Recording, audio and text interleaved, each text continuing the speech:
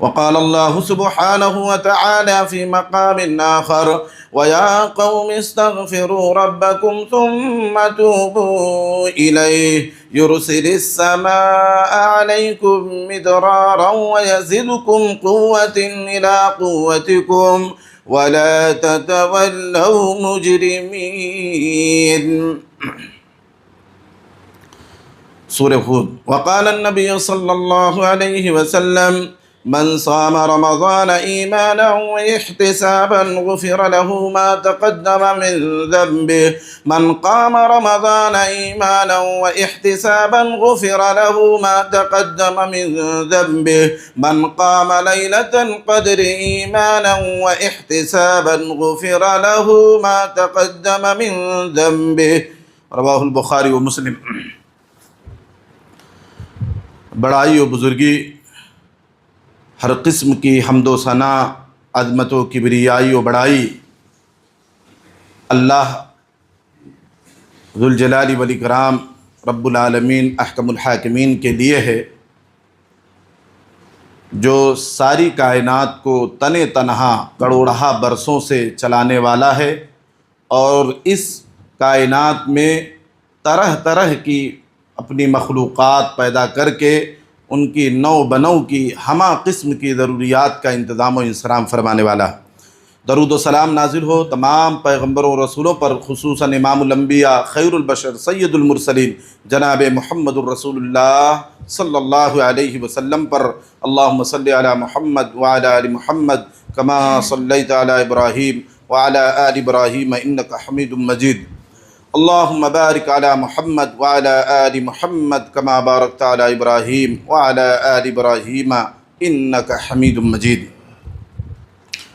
بزرگوں، نوجوانوں، آج کے اس خطبہ جمعہ کا عنوان ہے نیکیاں ہی اصل میں ہماری طاقت ہے۔ بڑا اچھا عنوان ہے اور مناسبت بھی اچھی ہے۔ یہ عنوان، یہ ٹاپک ہم نے اس لیے منتخب کیا کیونکہ اس ماہ مبارک میں، رمضان المبارک میں، آج آخری روزہ، اللہ کے فضل سے ہم 30 روزہ مکمل کر رہے ہیں، تو ہم نے نو بنو کی طرح طرح کی نیکیاں کی ہیں۔ روزہ رکھا ہے، قرآن کی تلاوت کی ہے، لیلۃ القدر میں شب بیداری کی ہے، تراویح پڑھی ہے، توبہ استغفار کیا ہے، صدقہ خیرات، مال خرچ کیا ہے مدرسوں میں، مسجدوں میں، غریبوں میں، تو کئی نیکیاں ہم نے جمع کر لی ہیں۔ تو اس نیکی کی کچھ طاقت کا احساس ہوگا، اس کا کچھ فائدہ ہمارے اندرونی طور پر ہم محسوس کر رہے ہوں گے۔ تو اگر اسی پر بات ہو، اسی کی مزید وضاحت ہو، تو شاید ہم رمضان کے بعد بھی نیکیوں کی طرف دوڑیں، نیکیوں کی طرف آئیں، نیکیوں کی اہمیت کو سمجھیں۔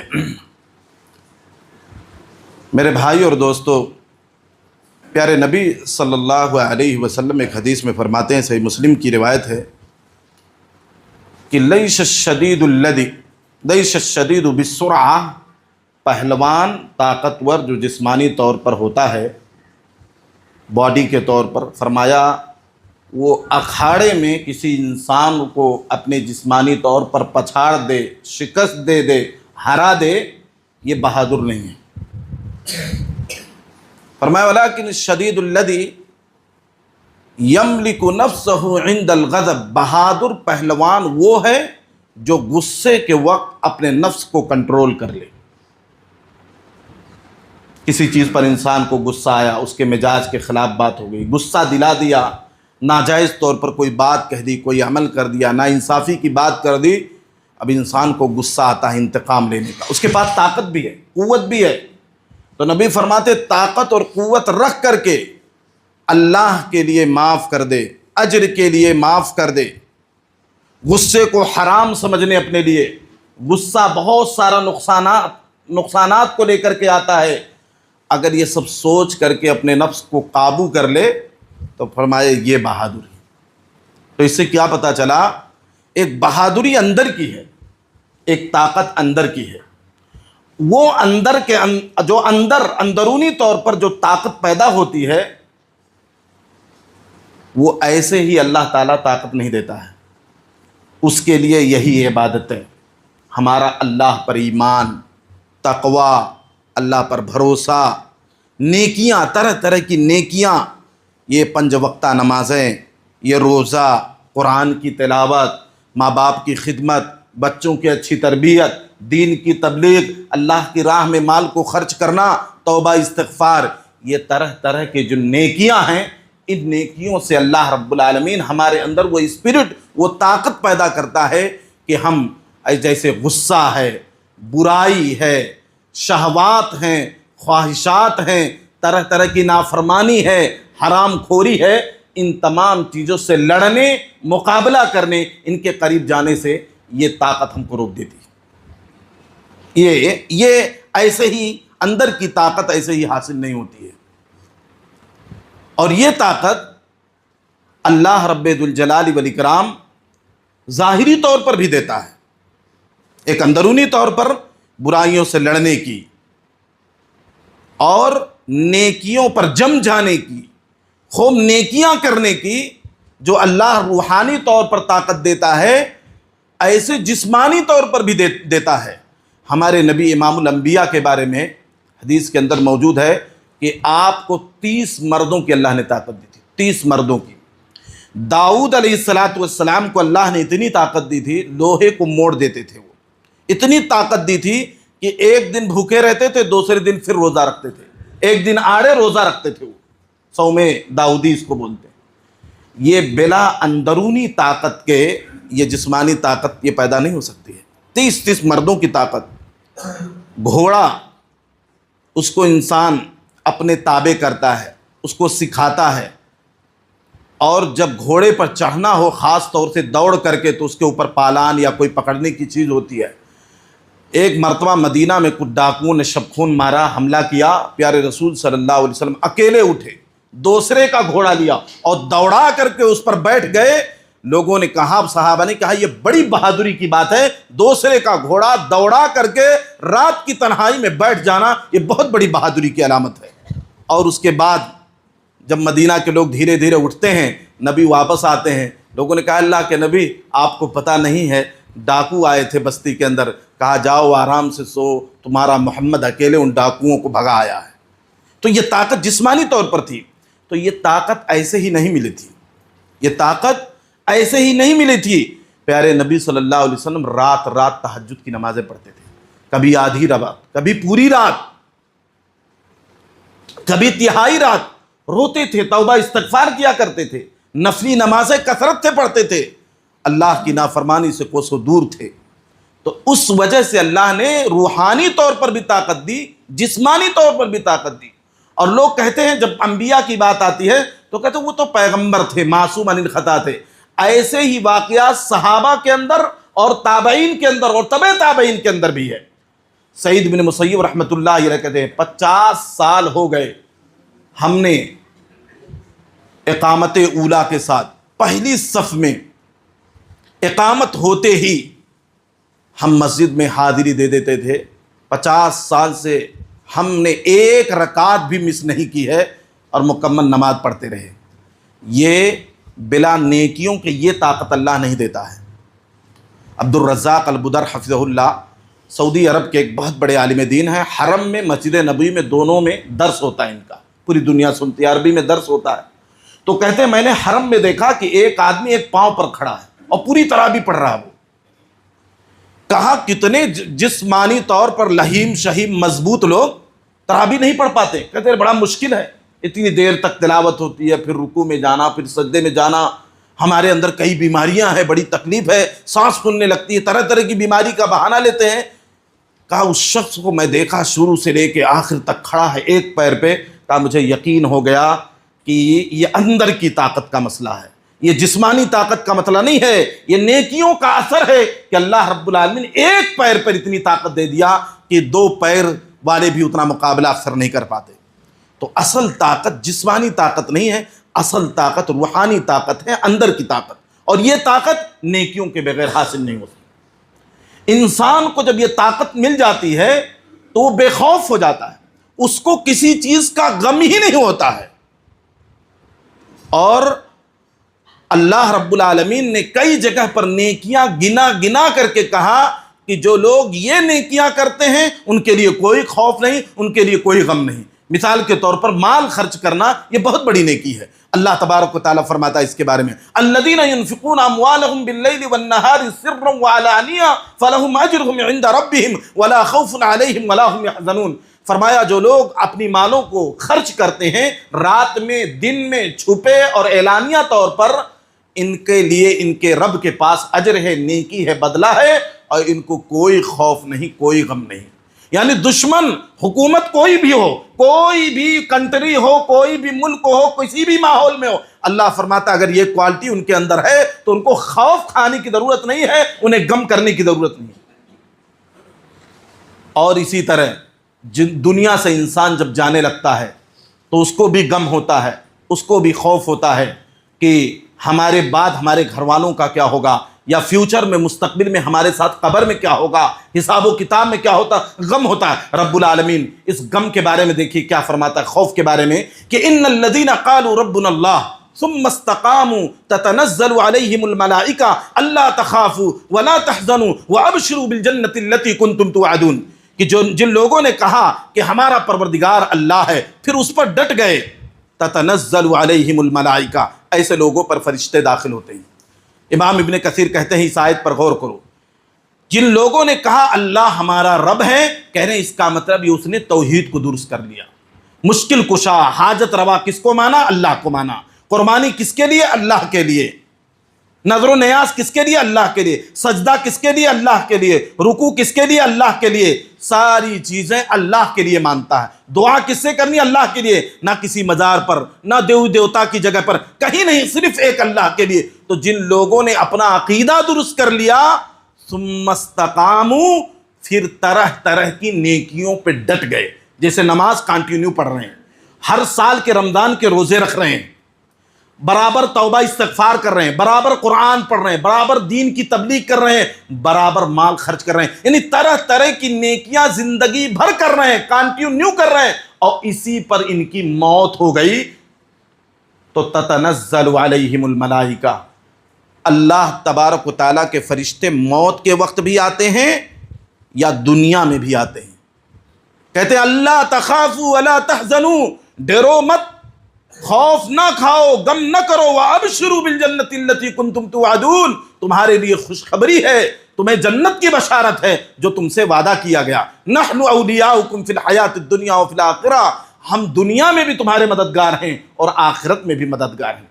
تو یہاں دیکھیے اللہ تبارک و تعالیٰ کہتا ہے جو لوگ نیکیاں کرتے ہیں، طرح طرح کی نیکیوں پر کنٹینیو لگاتار جمے رہتے ہیں، تو مرنے کے وقت جب دنیا سے انسان جانے لگتا مرض الموت میں، تو ایک گھبراہٹ ہوتی ہے۔ بہت ساری تکلیف حدیثوں کے اندر ہے کہ بڑی گھبراہٹ لے کر کے مرنے والا جاتا ہے۔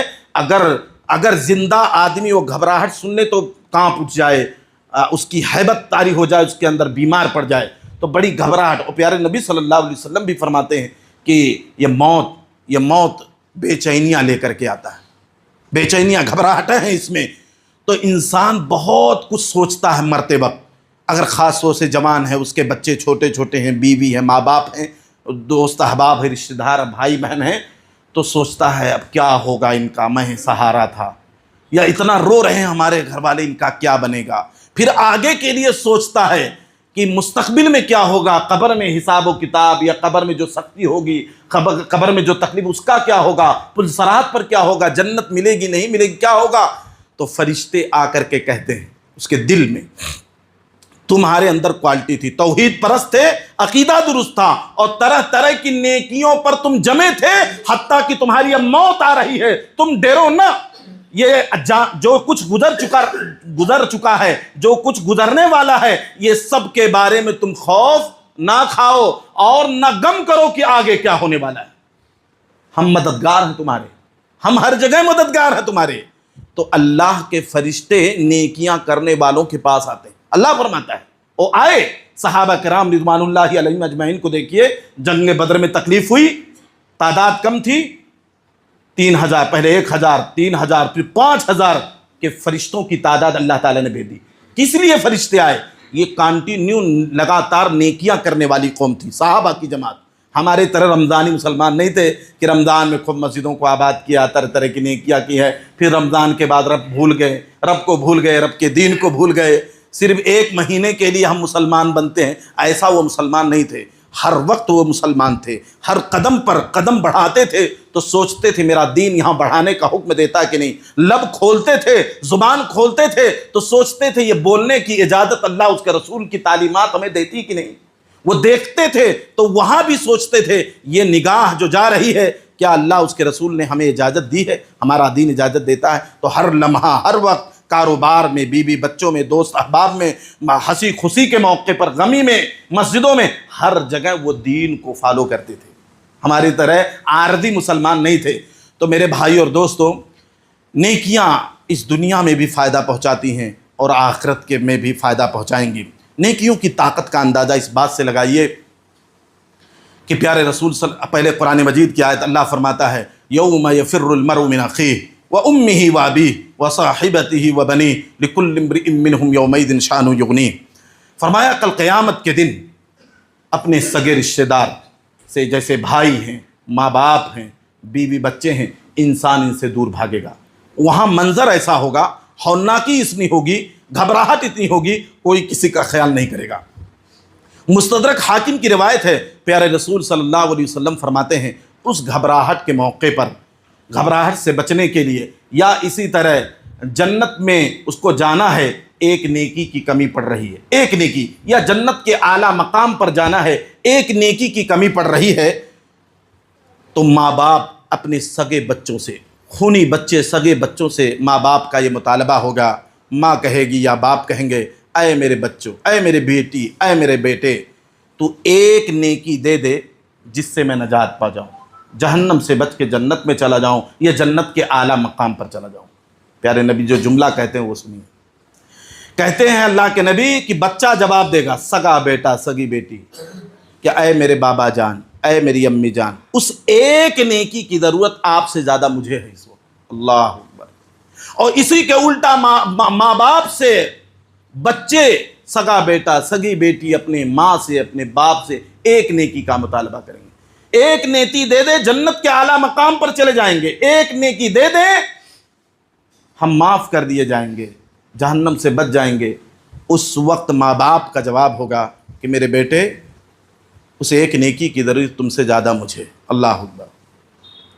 اب بتائیے، جب اپنے سگے وہاں سہارا دینے سے انکار کر رہے ہیں، کوئی مدد کے لیے آنے والا نہیں ہے، اب کس سے انسان امید لگائے گا؟ کیا دوستوں سے، رشتہ داروں سے، دور کے پڑوسیوں سے، دور کے رشتہ داروں سے، اپنے بستی کے لوگوں سے کس سے اب امید لگا سکتا ہے؟ جب اپنے انکار کر رہے ہیں، ہاتھ کھینچ رہے ہیں، تو بتاؤ کون سہارا بنے گا وہاں پر؟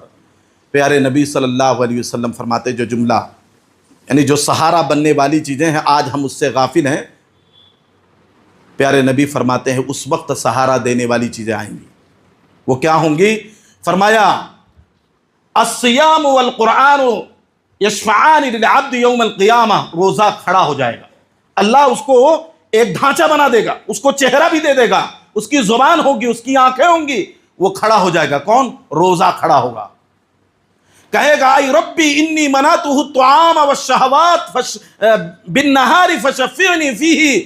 روزہ کہے گا اے میرے رب، میں نے پورے دن 10 گھنٹہ 14 گھنٹہ، گرمی، بارش، ٹھنڈ موسم میں، ہر موسم میں ہم نے اس کو کھانے پینے اور دیگر بہت ساری پسندیدہ چیزوں سے دن کے اندر روکے رکھا تھا۔ فشفعنی فیہ، میری سفارش قبول کر لے، اس کو معاف کر دے، اس کو جنت میں داخل کر دے، اس کو جنت کے اعلیٰ مقام پر داخل کر دے۔ وَيَقُولُ الْقُرْآن، قرآن کہے گا، اللہ اس کو بھی ایک ڈھانچہ بنا دے گا، وہ بھی بات کرے گا، کہے گا اے ربی انی منعتہ النوم باللیل فشفعنی فیہ، اے اللہ میں اس کو رات سونے سے روکے رکھا تھا، تراویح پڑھتا تھا کئی گھنٹوں تک، لیلۃ القدر میں رات قرآن پڑھتا تھا، اے اللہ میری سفارش اس کے حق میں قبول فرما لے۔ نبی فرماتے ہیں فیشفعان، روزہ اور قرآن کی سفارش قبول ہوگی۔ دیکھ رہے ہیں کون سہارا بن رہا ہے، سفارش کون کر رہا ہے، مدد کون کر رہا ہے؟ جب اپنے، بتائیے ماں باپ ایک نیکی دینے کے لیے تیار نہیں ہے، اس ایک نیکی کی حقیقت کیا ہے؟ نبی فرماتے ہیں کہ انسان جب قرآن شروع کرتا ہے، مثلا سورہ بقرہ پڑھتا ہے تو کہتا ہے الف لام میم. آپ نے کہا الف حرف، لام حرف، میم حرف. آپ نے کہا الف ایک حرف ہے، لام ایک حرف ہے، میم ایک حرف ہے. 3 حرف اس نے پڑھا ہے. 3 حرف پر 30 نیکی، ہر حرف پہ 10 نیکی اس کو ملی ہے. اب بتائیے جب انسان اگر کہتا الف الف الف کہنے میں کتنا ٹائم لگا؟ 1 سیکنڈ، اس سے بھی کم ٹائم. 10 نیکی اس کو مل گئی ہے. اس 10 نیکی میں سے 1 نیکی بھی دینے کے لیے تیار نہیں. اپنے سگے، اپنے خاص لوگ، اپنے خونی رشتہ دار، یعنی 1 سیکنڈ کے برابر جو نیکی حاصل کی ہے اس کا 10واں حصہ بھی اپنے قریبی، اپنے محبوب، اپنے چہیتی، اپنے ہمدرد، جس کو دنیا میں دیکھ کر کے ایک باپ اپنے بیٹے کو دیکھتا تھا، اس کی ترقی دیکھتا تھا، اس کے کلیجوں کو سکون ملتا تھا. اپنے باپ کی ترقی دیکھ کر کے بیٹا معاشرے میں فخر کرتا تھا. یہ عالم تھا دنیا میں، لیکن سیکنڈ کے برابر نیکی حاصل کی ہوئی میں سے 10واں حصہ بھی آپس میں ایک دوسرے کو دینے کے لیے تیار نہیں. اور جو چیز آپ کا سہارا بننے والی ہے آج اسی کو آپ قربان کر رہے ہیں، اسی کو بھول رہے ہیں. حیدرآباد میں ایک صاحب سے میں نے کہا آپ اچھے آدمی ہو، بھلے آدمی ہو، آپ فجر میں مسلسل نہیں دکھ رہے ہیں، کیا بات ہے؟ 4 وقت کی نماز میں آپ کی حاضری رہتی ہے. تو بڑے غم سے گویا میں نے کوئی غلط بات کہہ دی. وہ کہہ رہے ہیں آپ ہی سمجھائیے. پھر مہنگائی کا زمانہ ہے، روزی روٹی کے لالے پڑے ہیں، آپ دیکھ رہے ہیں لاک ڈاؤن، نوٹ بندی، پھر حکومت کیسی، فلاں فلاں. اب روزی روٹی ایک لگی ہے ہائی ٹیک سٹی میں میری، میں جاتا ہوں، کمپنی کے رول ہیں 2 ڈھائی بج جاتا، آتے آتے 3 بج جاتا ہے، 3 ساڑھے 3 بجے سوتا ہوں. کیسے فجر میں اٹھوں گا؟ آپ بتائیے، آپ بتائیے. اب آپ یہ نوکری جو آپ کر رہے ہیں یا جو رات کی نیندیں قربان کر رہے ہیں، کس کے لیے؟ اپنے بال بچوں کے لیے، اپنا اسٹیٹس اعلیٰ رکھنے کے لیے، معیاری زندگی گزارنے کے لیے کہ بھائی ہم کوئی فقیرانہ زندگی نہیں گزاریں گے. اچھی بات ہے، آپ کی گاڑی اچھی ہو، آپ کا گھر اچھا ہو، آپ کے بچے اچھے اسکول میں پڑھیں، آپ کے پہناوے اچھے ہوں، یہ اسلام بھی پسند کرتا ہے. لیکن ان دنیاوی چیزوں کے چکر میں اپنے آل و اولاد کی ترقی کے لیے، اپنے گھر کے لیے، اپنے گاڑی کے لیے، اپنی انکم کے لیے آپ نماز کو قربان کر دیں، روزہ بھول جائیں، قرآن بھول جائیں، اللہ اس کے رسول کی محبت بھول جائیں. کبھی دینی مجلس میں دین سیکھنے کا موقع نہ ملے، آپ کو علماء سے قربت نہ ملے. یہ کون سی دانش مندی ہے؟ یہ کون سی قربانی آپ دے رہے ہیں کہ جس نماز کے بارے میں پہلے سوال ہوگا؟ یہ حقوق اللہ ہے، اللہ کا حق پہلے ہے. پہلے اللہ کا حق ہے. ماں باپ سے پہلے کس کا حق ہے؟ اللہ کا حق ہے. آپ کے بچوں سے پہلے، آپ کی بیوی سے پہلے کس کا حق ہے؟ اللہ کا حق ہے. اس کو آپ بعد میں رکھتے ہیں کہ جب ٹائم ملے گا تب، فری اوقات میں، جب جسم تھکا نہیں رہے گا تب ہم اس کو ادا کریں گے. اور پہلے بال بچوں کے حقوق کے لیے یا ان کی خواہشات کے لیے اپنے آپ کو تھکا دے رہے ہیں. یہ کون سی دانش مندی ہے؟ یہ کون سی سمجھداری ہے؟ اس کو کہتے ہیں پڑھے لکھے لوگ. آج لوگ کہتے ہیں ارے بنگلور میں بہت پڑھے لکھے لوگ ہیں، حیدرآباد میں بہت پڑھے لکھے، ڈاکٹر ہیں، انجینئر ہیں. یہ احمقانہ ہے باتیں ہیں، یہ دراندیشی نہیں ہے، یہ جہالت ہے کہ آپ ہمیشہ جو چیزیں کام آنے والی ہیں، جو چیزیں جنت میں لے جانے والی ہیں، جو چیزیں ہمارا سپورٹ کرنے والی ہیں، جب اپنے قریبی انکار کریں گے تو جو چیزیں ہمارا سہارا بنیں گی، رب سے حجت کریں گی، رب سے بحث کریں گی یہ نیکیاں، آپ اس سے غافل ہیں، اس کو چھوڑ رکھے ہیں، اس سے دشمنی ہے ایسا لگتا ہے میرے بھائی اور دوستوں. اور یہ بچے جو انکار کریں گے، سہارا دینے کے لیے تیار نہیں، بیوی سہارا دینے کے لیے تیار نہیں، اس کے لیے سب کچھ اپنے آپ کو تھکا رہے ہیں، ساری محنت، ساری انرجی، ساری طاقت اسی دنیا کے بنانے میں. یہ سمجھداری کی پہچان نہیں ہے. آخر میں ایک بات کہتا ہوں میرے بھائی اور دوستوں، نیکیوں کی طاقت پہچانیے.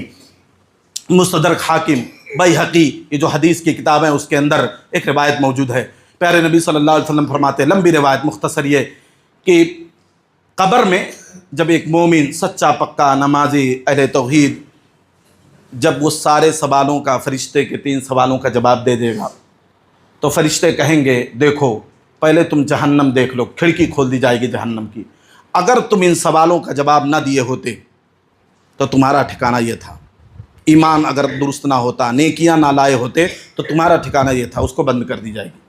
پھر اس کے بعد جنت کی کھڑکیاں کھولی جائیں گی، قبر سے ہی دکھائی جائیں گی.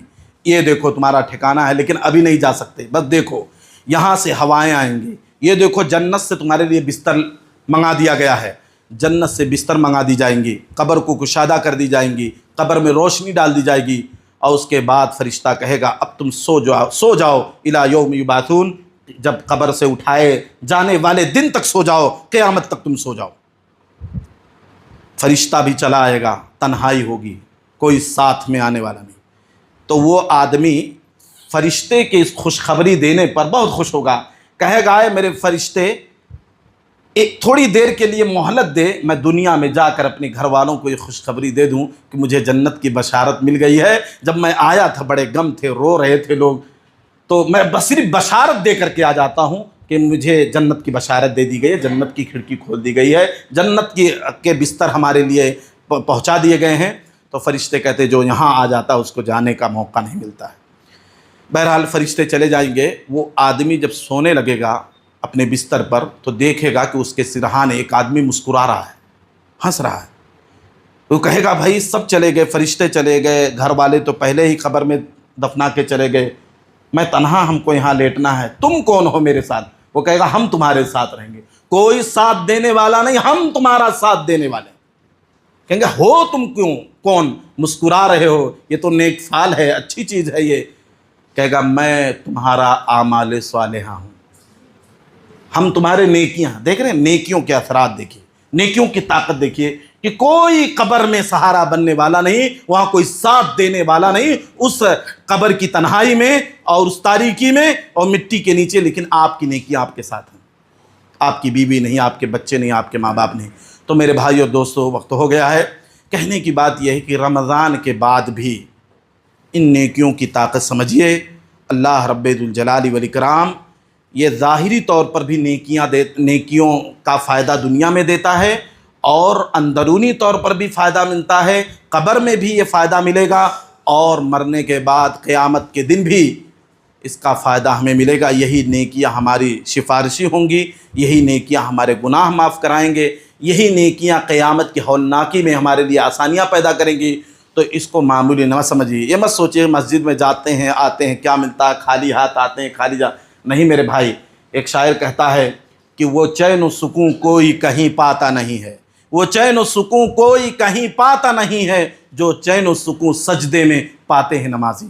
تو یہ جو لذت ہے، بڑے بڑے ہوٹلوں میں، 5 اسٹار ہوٹل میں کھا پی لے، بڑے بڑے ڈش، بڑے اچھے اچھے لباس پہن لے، اچھی گاڑی میں گھوم لے، یہ چین و سکون جو مسجد میں سجدے میں نیکیوں میں ملتی ہے یہ کہیں بھی نہیں مل سکتی۔ اللہ رب العالمین سے دعا ہے کہ اللہ تبارک و تعالی ہماری رمضان میں کی ہوئی عبادتوں کو، نیکیوں کو قبول فرمائے، ہمارے روزوں کو قبول فرمائے، ہمارے قیام اللیل، تہجد تراویح کو قبول فرمائے، صدقہ خیرات کو قبول فرمائے، اور لیلۃ القدر میں جو شب بیداری کی اس کو قبول فرمائے۔ جو ہم نے مال خرچ کیا ہے اللہ کی راہ میں، مسجدوں میں، مدرسوں میں، غریبوں میں، اللہ اس مال کو قبولیت کا درجہ عطا فرما دے، ہمارے گناہوں کو معاف فرما دے، اور جو بھی کمی کوتاہی رہ گئی ہے اللہ اپنے فضل و کرم سے درگزر فرمائے، معاف فرمائے۔ اقول قولی ھذا استغفر اللہ لی ولکم ولسائر المسلمین فاستغفروہ انہ هو الغفور الرحیم۔